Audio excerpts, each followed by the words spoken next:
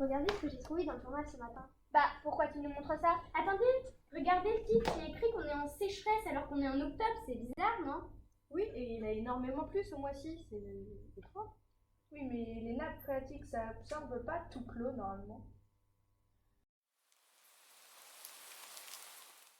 Voici la couche imperméable de la nappe phréatique et la couche perméable de la nappe phréatique. Car les nappes phréatiques, comme les éponges, absorbent l'eau grâce à des fissures. Voici une nappe phréatique en pleine sécheresse, une nappe phréatique en période normale et une nappe phréatique gorgée d'eau. Nous allons verser la même quantité d'eau sur chaque nappe phréatique. Regardons ce qui se passe. On voit que l'eau n'est pas absorbée par la nappe phréatique gorgée d'eau, qu'elle est absorbée par la nappe en période normale et qu'elle n'est pas absorbée par celle en sécheresse. La force de la pluie sur une nappe phréatique. On voit que la plus forte ne peut pas être absorbée alors que la plus faible est absorbée. Dans l'état de la nappe phréatique, la capacité d'absorption varie. Et aussi en fonction de la puissance de la pluie. Les nappes phréatiques, c'est en effet un grand souci. Il faut vous dire que les îles, ce que vous voyez là, un atoll, là, ça c'était Siani-le-Haut, ça fait très très longtemps. Et vous avez le centre de cet atoll qu'on appelle le lagon. Et quand il pleut, vous avez de l'eau qui s'infiltre dans la végétation.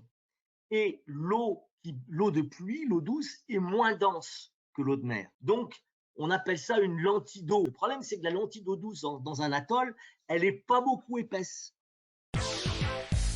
Vérifions que l'eau douce est moins dense que l'eau de mer du Pacifique et voyons l'effet des pluies trop violentes.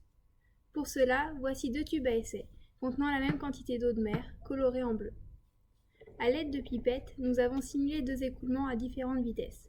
En haut, une pluie lente, en bas, une pluie intense. Nous voyons dans le tube du haut que l'eau douce n'est pas mélangée à l'eau de mer, elle a formé une couche en surface, c'est ce que le scientifique appelle lentille d'eau. Cette lentille d'eau se forme car l'eau douce est moins dense que l'eau salée, c'est pourquoi elle reste en surface.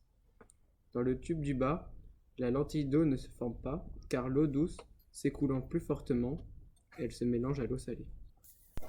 Sur l'île de Tuvalu, la lentille d'eau se forme dans le lagon.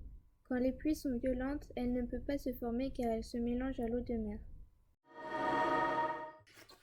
Sur l'archipel de Tuvalu, il n'y a pas de nappe phréatique. L'eau douce vient des lentilles d'eau qui sont peu épaisses. Si l'eau douce est mal gérée, elle vient à manquer. En France, il y a des nappes phréatiques. Si elles ne se rechargent pas correctement, l'eau douce vient également à manquer. Le réchauffement climatique entraîne de plus en plus de périodes de sécheresse et les pluies sont perturbées et plus intenses. Comme il y a trop de sécheresse, il n'y aura plus d'eau douce. Alors pourra-t-on toujours accéder aussi facilement dans le monde à l'eau douce? Ensemble, agissons pour la sauvegarde de l'or bleu.